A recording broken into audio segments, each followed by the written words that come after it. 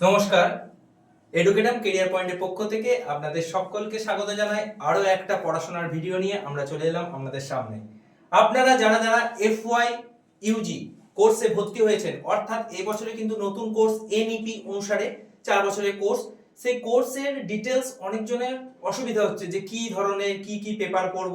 তা আজকে একটা গুরুত্বপূর্ণ পেপার নিয়ে চলে এলাম, যে পেপারটা সবারই থাকবে। সেটা হচ্ছে আপনাদের AEBG, অর্থাৎ কোডটা দেখবেন 5AEBG01। ফার্স্ট সেমিস্টারে আপনাদের পড়তে হবে। আপনাদের দুটো সেমিস্টার নিয়ে একটা ইয়ারে কিন্তু এক্সাম হবে, টোটাল 12টা পেপার থাকবে। তার মধ্যে যে কম্পালসারি পেপারটা আপনাদের আছে সেটা হচ্ছে বেঙ্গলির যে কম্পালসারি পেপার, যেটা সবাইকে পড়তে হবে। খুব সোজা পেপার, এটা নিয়ে ভয়ের কিছু নেই। মূল টপিকগুলো যদি ঠিকঠাক পড়ে যাওয়া হয় তাহলে কিন্তু আপনারা পাস করে যাবেন। তা আপনাদের কি পেপার আছে সেটা আপনারা জেনে রাখুন। পরে যা পড়বেন, নোটস পড়বেন কি বই পড়বেন সেটা আপনাদের ব্যাপার। বই এখনো অবধি আসেনি, তা বই কবে পাবেন তার ঠিক নেই। তা আপনারা যদি এই ভিডিওটা দেখে রাখেন তা কিছু কনসেপ্ট ক্লিয়ার হয়ে যাবে। আমরা চেষ্টা করছি কিছু কনসেপ্ট ক্লিয়ার করার। আমাদের যদি ভিডিওটা ভালো লাগে তাহলে চ্যানেলটি সাবস্ক্রাইব করে রাখবেন। এরকম আরো ইনফরমেটিভ ভিডিও আপনাদের সামনে আসবে। আমাদের এডুকেটাম কেরিয়ার পয়েন্টের পক্ষ থেকে এই ভিডিওটি দেওয়া হলো, আপনারা দেখবেন। দেখুন, প্রথম আপনাদের কোর্সটা কি জানতে হবে। এনবিজির আন্ডারে আপনার পড়বে 5AEBG01 এই পেপারটি। এই পেপারের সিলেবাসকে বিভিন্ন মডিউলে ভাগ করা আছে। এই মডিউলের প্রথম যে মডিউল 1 এ আপনাদের পড়তে হবে বাংলা সাহিত্যের ইতিহাস। কি পড়তে হবে? বাংলা সাহিত্যের ইতিহাস, প্রাচীন ও মধ্যযুগ। অর্থাৎ প্রাচীন যুগের আপনার যেমন চর্যাপদ যেমন পড়তে হবে, এবং সেই সময় চর্যা পদের আন্ডারে তাছাড়া চৈতন্য পরবর্তী সময়টা পড়তে হবে মধ্যযুগ। চর্যাপদের যা যা আছে, চর্যাপদ কে আবিষ্কার করেছিল, মালাধর বসু, শ্রীকৃষ্ণ বিজয়, এছাড়া মঙ্গল কাব্য, বিভিন্ন মনসা মঙ্গল, চণ্ডী মঙ্গল, এই জিনিসগুলো আপনাদের কিন্তু পড়তে হবে, এবং কে কি লিখেছিল সেগুলো। বাংলা সাহিত্যের ইতিহাস বলে আপনাদের কিন্তু ভয়ের কিছু নেই যে বিশাল কিছু পড়তে হবে তা নয়, শুধু জাস্ট ওপর পড়তে হবে। মালাধর বসু কি লিখেছিলেন, এই জিনিসগুলো, রূপ গোস্বামী কি লিখেছিলেন, এই জিনিসগুলো আপনাদের পড়তে হবে। এছাড়া বাংলা সাহিত্যের ইতিহাস আধুনিক যুগটা পড়ে যেতে হবে। আধুনিক যুগের অর্থাৎ বঙ্কিমচন্দ্রকে পড়তে হবে, ঈশ্বরচন্দ্র বিদ্যাসাগরকে পড়তে হবে, রবীন্দ্রনাথ ঠাকুরকে পড়তে হবে। এই জিনিসগুলো আপনাদের পড়ে যেতে হবে। তারা কি প্রবন্ধ লিখেছেন, কি কবিতা লিখেছেন, কোন কাব্যগ্রন্থ, সংবাদপত্র, প্রথম সংবাদপত্র কি বেরিয়েছিল, প্রথম যে যথার্থ উপন্যাস কোনটা, কার লেখা, এই জিনিসগুলো আপনাদের একটু পড়ে যেতে হবে। তাহলে বাংলা সাহিত্যের ইতিহাসে আপনাদের কি পড়তে হলো? প্রাচীন যুগ, মধ্যযুগ, আধুনিক যুগ, সময়সীমাটা দেখে কে কি ছিলেন সেগুলো পড়ে যাবেন। এছাড়া আপনাদের তারপরে আসছে গ্রামারের পোরশন। ব্যাকরণ পোরশনে কি পড়তে হবে? ব্যাকরণ পোরশনে আপনাকে পড়তে হবে ধ্বনি এবং বাংলা লিপি। ধ্বনি এবং বাংলা লিপি, এটা ভালো করে পড়ে যেতে হবে। এছাড়া তারপরে আসছে আপনার সন্ধির প্রকারভেদ, সন্ধি কাকে বলে, বিভিন্ন রকম সন্ধি বিচ্ছেদ, এই জিনিসগুলো পড়তে হবে। এর সঙ্গে নত্যবিধান সত্যবিধান পড়তে হবে। আর আপনাকে পড়তে হবে বাক্য সংকোচন, অর্থাৎ আপনারা ছোটবেলায় যেটা পড়েছেন এক কথায় প্রকাশ, সেই কিছু মুখস্থ করে যেতে হবে।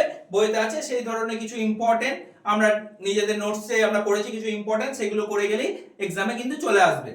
তা সেই বাক্য সংকোচন করে যেতে হবে। এছাড়া বাক্য গঠন পড়তে হবে। বাক্য গঠন কিভাবে, কোন বাক্য কিভাবে গঠন হয়েছে সেটা পড়তে হবে। এছাড়া আপনাদের পড়তে হবে সাধু চলিত। বাক্য গঠনের মধ্যে আপনার সরল, জটিল এবং যৌগিক বাক্য, এটা কিন্তু পড়বে। সরল থেকে জটিল, জটিল থেকে যৌগিক, এরকম যেটাকে ট্রান্সফরমেশন অফ সেন্টেন্স বলে, মানে বাক্য পরিবর্তন, সেটা আপনাদের পড়ে যেতে হবে। এছাড়া আপনাদের পড়তে হবে সাধু ও চলিত ভাষা। সাধু থেকে চলিত ভাষায় রূপান্তর, চলিত ভাষা থেকে সাধু ভাষায় রূপান্তর, এই জিনিসগুলো আপনাদের পড়ে যেতে হবে। তাহলে আপনাদের মডিউল 1 এর মধ্যে বাংলা সাহিত্যের ইতিহাস এবং ব্যাকরণ কমপ্লিট হয়ে গেল। এরপরে মডিউল 2টা আমাদের কি পড়তে হবে?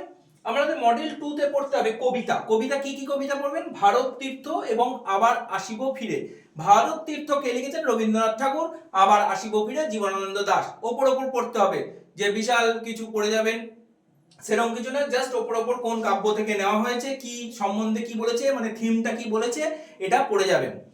এরপর আপনাদের আসি প্রবন্ধ কি পড়তে হবে? পতঙ্গ পড়তে হবে। পতঙ্গ বঙ্কিমচন্দ্রের লেখা। এটা পতঙ্গ কিন্তু অনেক শক্ত উপন্যাস, কিন্তু আপনাদের সেরকম কিছু পড়তে হবে না, ওপর পড়ে যেতে হবে, এবং পতঙ্গে কি বলেছে পতঙ্গ উপন্যাসটাতে সেটা পড়তে হবে। এছাড়া লাইব্রেরি প্রবন্ধটা পড়ে যেতে হবে। যে লাইব্রেরি, ওটা ওপরে কোশ্চেন পড়ে যেতে হবে। এছাড়া আপনাদের 3 নম্বর আসছে ভারতবর্ষে, ইউনিট 3 আর কি, ভারতবর্ষের সংস্কৃতির মধ্যে আপনার কি কি বর্তমান ভারত পড়তে হবে, যেটা স্বামী বিবেকানন্দের লেখা। এছাড়া পড়তে হবে তরুণের স্বপ্ন, যেটা নেতাজি সুভাষচন্দ্র বসুর লেখা। এইগুলো পড়ে যেতে হবে, জাস্ট রিডিং পড়ে যাবেন, কি বলেছে পড়ে গেলেই পেরে যাবেন। এছাড়া পড়তে হবে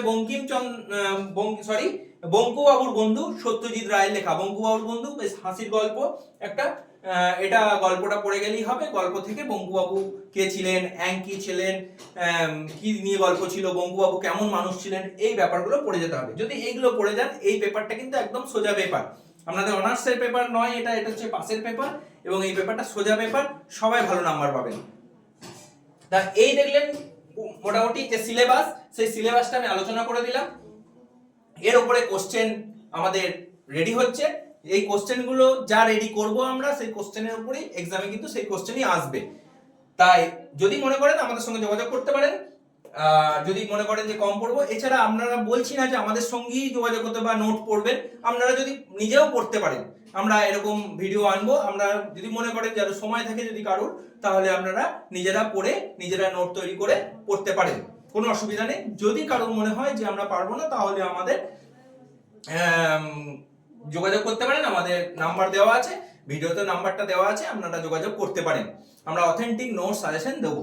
ধন্যবাদ। এই সিলেবাসটা দেখে নিন, তাহলে আপনাদের কনসেপ্ট ক্লিয়ার হয়ে যাবে।